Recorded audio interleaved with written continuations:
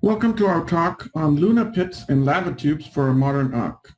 I would like to acknowledge my co-authors, Alvaro Diaz-Flores, Claire Pedersen, Yinan Zhu, Lindsay Williams, and Professor Cholik Cham.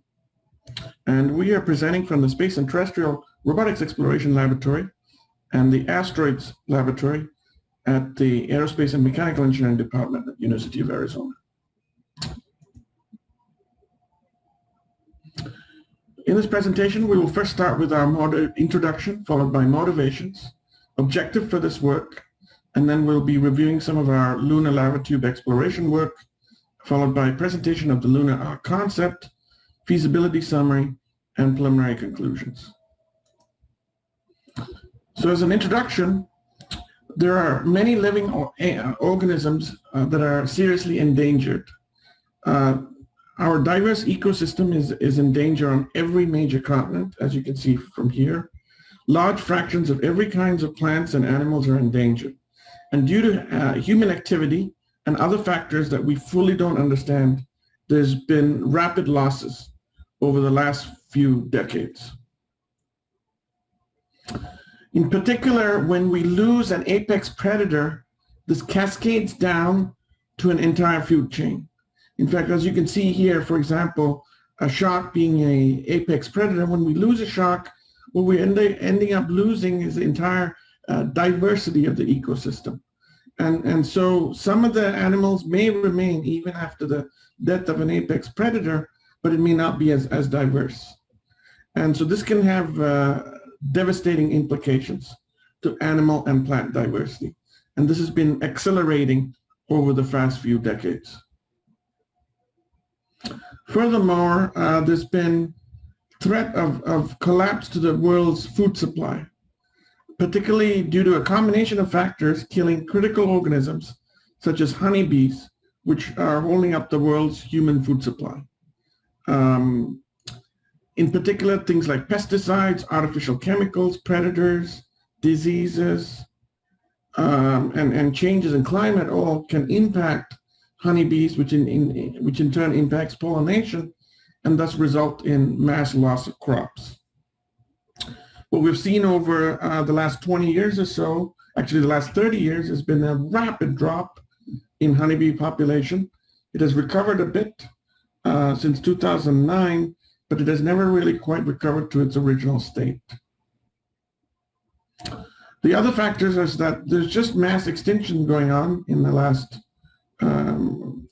decades, and there are many important threats to sort of note, including supervolcanic eruptions, global nuclear war, asteroid impact, global epidemics, climate change accelerated, global solar storms, and global droughts. Earth, as you can see here, is in a fragile state, and humans have already faced one close call nearly 75,000 years ago, and that was a supervolcanic eruption. And so the Toba supervolcano, which erupted about 74 to 75,000 years ago, resulted in prolonged winter for decades or more, and resulted in the start of a 1,000-year cooling cycle. It aligns well with an estimated drop in human population and diversity at that time. And so, given all of these major cataclysms, what we feel is that there's a need for a modern ark, which could be more cost-effective than trying to protect all the endangered species that are in trouble, just because there are so many. It's more cost-effective than creating an entire artificial ecosystem to keep them alive. In addition, we can still save them till the technology advances to then reintroduce these species. In other words, save them for another day. And this could be a modern global insurance policy. And this concept has been already started with the Salvabard Seed Vault, also known as the Doomsday Seed Vault, where all the major seeds for the world's food supply has been stored at this location. And that happens to be an inspiration for our modern ark. And so why? Humanity has a fundamental responsibility to protect the diversity of life on Earth. Salvabad Doomsday Seed Bank is one step in that right direction, but it too is in a dangerous state. It is in the Arctic Circle, very much near the Arctic Ocean, and with the rising sea levels, even the Salvabad Seed Bank could be inundated with the ocean. With the expected rise in oceans all around the world due to climate change, here's a vision of New York City underwater, chances are the seed bank would also become inaccessible. And thus we need a modern ark that is safe and away from all the possible Earth's cataclysms. For this reason, we want to develop a secure modern ark that can house all the endangered species of the Earth and avoid any earthly cataclysm. And so we wanted to explore the potential for lunar lava tubes and caves to fit this potential need. And we want to look at and perform preliminary concept development and determine energy and power feasibility for this concept. So first, we want to just give you a background about lunar pits and lava tubes. These were recently discovered in about 2013, and a little bit before that by one of the Japanese missions. And then nearly 200 were discovered by Wagner and Robinson using LROC images. And these lunar pits are likely entrances to lava tubes, which have been there for maybe 3 to 4 billion years. These pits go deep underground, up to about 80 to 100 meters underground, and they provide ready-made shelter from the surface of the moon that undergoes major temperature swings. And thus the temperature is quite constant in these lava tubes. And so it's great shelter from these temperature swings on the surface. It's a great shelter from solar and cosmic radiation and micrometeorites. And so the question is, how pristinely preserved are these lava tubes? And we would like to know inside, what are the flow features, what are sublimate minerals inside, and what kind of regolith, and if there is even potentially water. And so why a lunar ark? Because it's only 4 days away from Earth. The moon's subsurface is sheltered and frozen in time for at least 3 billion years. And the moon likely doesn't have enough water resources to become a thriving center on its own. And so what we're arguing is that humans are not going to be eager to live and work subsurface on the moon. And so there are potential better applications for setting up a subsurface base. And so there have been thoughts about a lunar base underground. A few concepts have explored underground lunar bases, but we would argue it's more likely a temporary shelter. And humans are unlikely to prefer them as they're not ground moles and are quite claustrophobic living underground, particularly without windows to the outside. So one of our concepts for exploring the lunar pits and lava tubes is the SphereX robot. And these robots are spherical in shape, as you can see here, and they contain in them a propulsion system to hop and fly, in addition to a state-of-the-art navigation system consisting of stereo cameras and LiDAR, in addition to onboard computing, a CNDH, in other words, power management, using fuel cells, and radio antennas for communication. So you see here this overall concept of our SphereX robot. The SphereX robot would be deployed from a mission, a lander that would launch and land next to one of these pits, maybe several hundred meters, or be launched from a rover that approaches one of these pits and is deployed into the pit area. The spherical robots, one by one, hop into the pit and fly and take pictures, and they form a bucket brigade to then pass the information that they've gained, any pictures, any data that they've gained, back to the lander. So as we can see here, there have been a whole variety of lunar pits discovered, and they could be ready-made shelters, and they could be in pretty much pristine conditions. And so here are a few of them: Mare Tranquillatus, Marius Hills, and Mare Engini. One of the things we would do with our robots before determining which pit to deploy this lunar ark would be to do a thorough survey of the pits. And that would include surveying the outside. And so these robots could do a bunch of hops, as you can see, hop 1, 2, 3, and 4, combine their LiDAR images to then get you a more detailed and higher density LiDAR images. And we're in the lookout to look for danger signs from rough and rugged rocks. In addition, the robots would need to then launch themselves from the entrance of the pit and land at the bottom of the pit to then get into the lava tube and be able to do further exploration, particularly looking for collapsed ceiling and the extent of debris. And so we have looked into methods for communicating with these robots as they get into the pit using either RF methods or radio frequency methods and lasers. And for that, we've looked into use of line of sight analysis. And in addition, we've looked into placement of sensors at regular intervals along the lava tube so as to provide lighting, so as to provide radio frequency modulation and retransmission, in addition to setting up all sorts of other services that may be needed inside the lava tube. And so we've also had these robots go in there to map and perform deep, detailed scanning and mapping.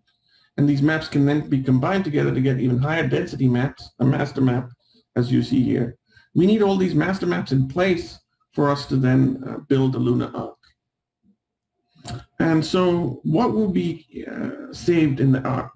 We would house around 6.7 million species, of which 5.1 million species are fungi, 0.3 million plants, and 1.3 million species of animals. These, what will be stored will include seeds, sperms, eggs, and DNA, and they could be stored at cryo conditions below minus 180 degrees centigrade, and it's expected to survive for hundreds of years. So here's our concept of a lunar ark. The ark would be embedded within a lava tube and consist of a series of cryopreservation modules where the actual seeds and eggs will be stored. And these modules each will be 10 meters in size and be interconnected and be running along the lava tube. In addition, we'll have preservation and analysis laboratories that will periodically take samples of the cryopreserved seeds and eggs and test them out to look for integrity and problems.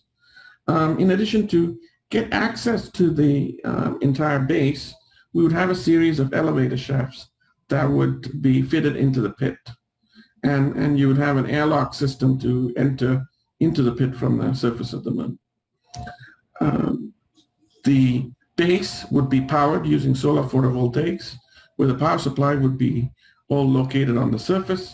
In addition, we would have a K-band communication antenna system that would be directly connected to Earth.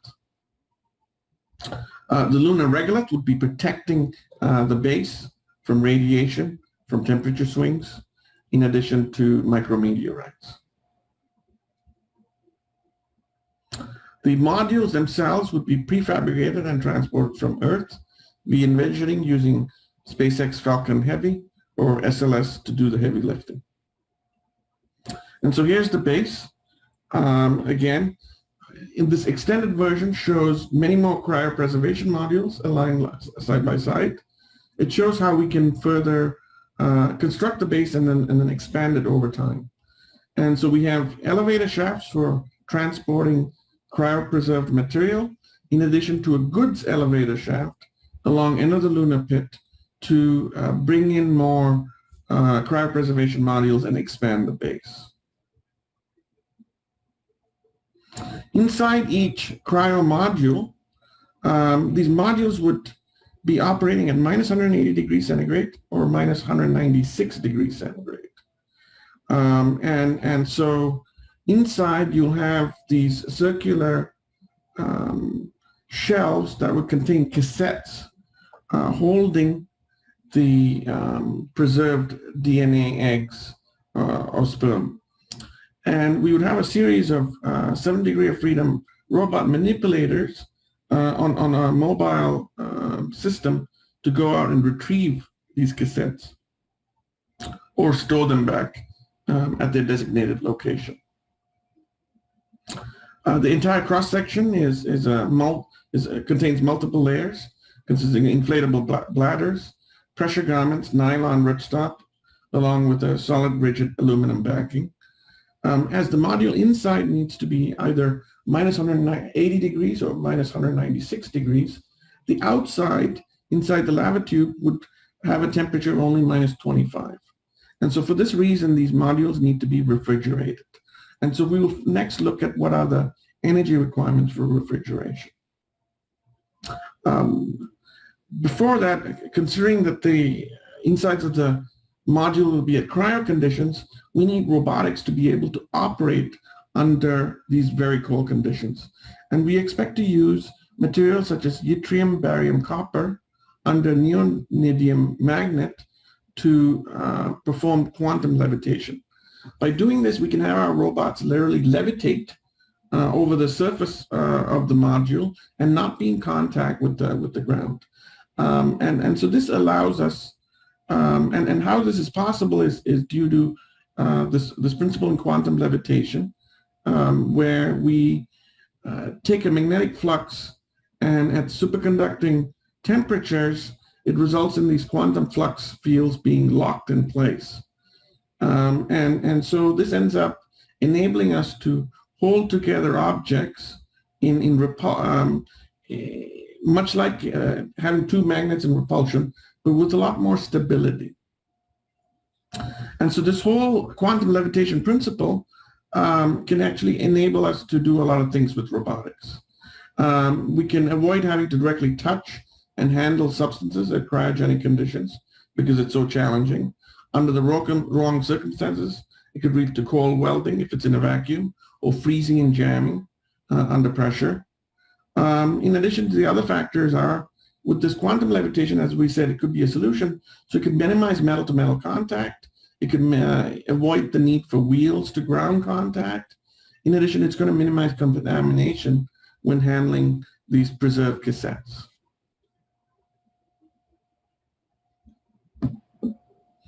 And so our thermal system is modeled as follows. This is a cross-section of the cryo module. As you see here, in one of these considerations, we believe the temperature inside is going to be minus 180 degrees centigrade, and the outside temperature is going to be minus 25.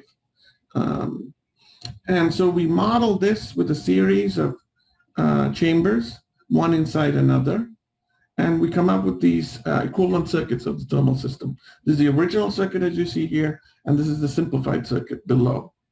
From the simplified circuit, then we figure out what are the refrigeration needs for the system, and it ends up that to hold these modules at minus 180 degrees centigrade, we need to provide about 2.3 kilowatts of power, and to hold it at minus 196, we need about 3.8 kilowatts of power. Both of these power numbers include sufficient margins to account for individual losses of the refrigeration system. So overall, as we've talked about, for the amount of material that we need to preserve, we feel we'll only need 5 cryo modules. And these modules would be each requiring between 2.3 kilowatts and 3.8 kilowatts, which comes to a total of 23 kilowatts for the 5 modules. More work really needs to be done to figure out if the 5 cryo modules is really enough for the base. Next, of course, we're going to take the power generated, and we have to really figure out how we're going to power the system. And so our first option that we're considering most seriously is use of photovoltaics that would be located on the surface of the moon and be operating over a lunar day. It would generate enough power for powering or refrigerating the base over an entire lunar day and lunar night nonstop. And so the arc needs about 11,000 kilowatt hours for a lunar day, and the total needs end up being about 28,500 kilowatt hours. This includes margins. So based on these needs, we figured out that the system would have to have about 191 square meters of triple junction cells operating at 30% efficiency. So given this, our thermal requirements, our power requirements, and an overall initial concept of this lunar arc, we would want to store about 6.7 million endangered species. The material needs to be preserved at cryo conditions. It is quite extremely challenging to operate at those cold temperatures, and we need to see some extensive advancement in cryorobotics to make this possible, particularly to exploit quantum locking and levitation to enable robotics to operate under those conditions. Furthermore, we also need to see if the seeds can withstand the weightlessness of the lunar environment after it's frozen, first at Earth.